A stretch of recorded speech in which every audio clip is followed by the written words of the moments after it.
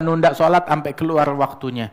Bahkan gara-gara pekerjaan duniawi ketinggalan sholat jamaah atau ketinggalan takbiratul ihram bersama imam, aib. Bagaimana mau berkah kerjaannya? Apabila buat dunia dia ketinggalan sholat, ketinggalan jamaah, ketinggalan takbiratul ihram bersama imam, bahkan sampai ninggalin sholat secara keseluruhan, gak berkah. Ya Rabbi salli ala nabi man ja'ana birrisalah Taha Muhammad wa alihi man kallamatul ghazala. Nunda sholat sampai keluar waktunya. Bahkan gara-gara pekerjaan duniawi ketinggalan sholat jamaah atau ketinggalan takbiratul ihram bersama imam, aib. Bagaimana mau berkah kerjaannya? Apabila buat dunia dia ketinggalan sholat, ketinggalan jamaah, ketinggalan takbiratul ihram bersama imam, bahkan sampai ninggalin sholat secara keseluruhan, gak berkah. Kalau ada yang mau dikorbanin bukan sholatnya, bukan jamaahnya, bukan takbiratul ihramnya. Kalau ada yang mau dikerjain, kerjaannya yang dikorbanin. Itu Al-Imam Junaid, itu udah deket waktu sholat, dia mau tutup toko. Datang satu pelanggan, saya mau beli, saya mau ngeborong yang paling bagus. Bilang nanti aja habis sholat, bentar lagi masuk waktu. Bilang sebentar, saya mau beli, sebentar aja, nggak lama. Ditungguin, masih milih-milih. Sudah, minggir, saya mau ini. Sampai akhirnya masuk waktu azan, itu orang masih milih-milih. Udah yang ini deh, yang ini. Akhirnya Imam Junaid kesel. Ini sampai masuk waktu azan, dia belum ada di masjid, padahal masjid cuma berapa langkah doang.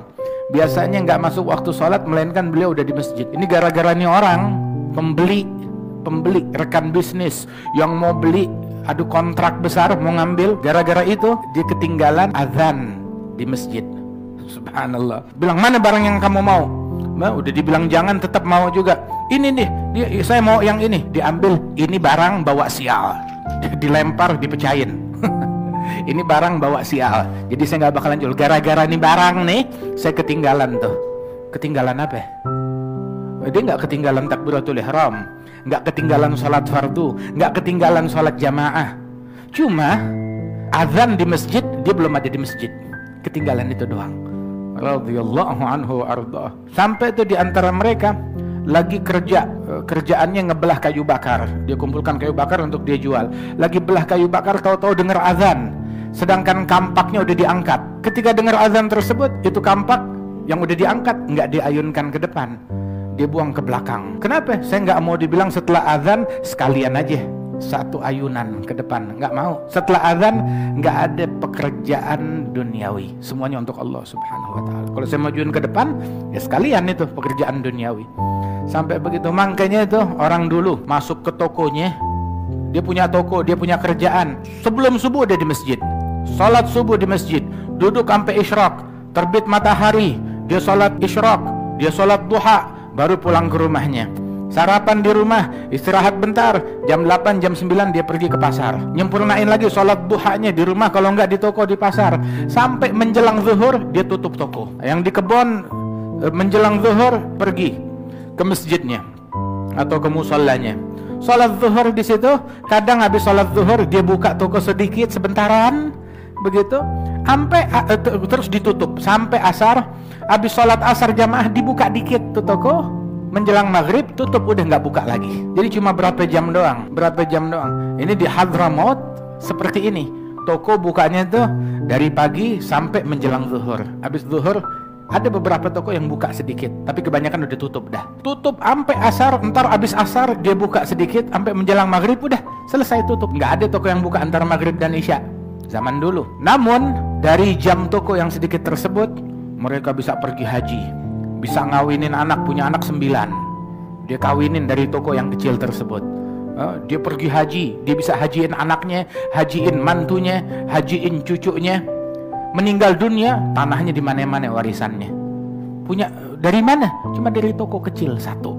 Tapi lihat orang sekarang, boro-boro subuh di masjid, boro-boro berjamaah. Kalau bukan jam kantor, sesubuh-subuhnya telat bablas. Tapi ya syukurlah karena ngejar jam kantor, itu subuhnya masih dapat.